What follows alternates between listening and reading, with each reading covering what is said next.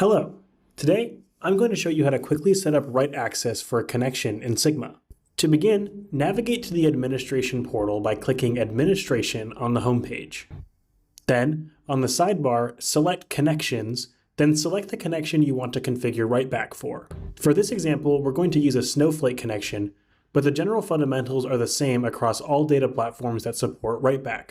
You can find more information on configuring write access for your specific data platform in the Sigma documentation. In the write access section, you can see that write access is currently disabled for this connection. To enable it, first click Edit, then scroll down to the write access section and turn on Enable Write Access. Now enter the name of the database that contains the schema you want to write to.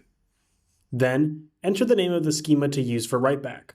Sigma reserves this schema for writeback and doesn't expose it as a data source in the data catalog. Make sure to set up a dedicated writeback database and schema with the proper privileges before configuring write access in Sigma. For more detailed information on the configurations needed in your data platform, see the Sigma documentation for connecting to your specific data platform. These fields below are not required for setting up write access, so we will ignore them for now. If you are using basic authentication or key pair authentication, you will need to re-enter your password or private key before you can press save. Then, press save. You can now see that write access says enabled, and you will be able to begin creating input tables, uploading CSVs, and using other writeback features in Sigma. Thank you for watching.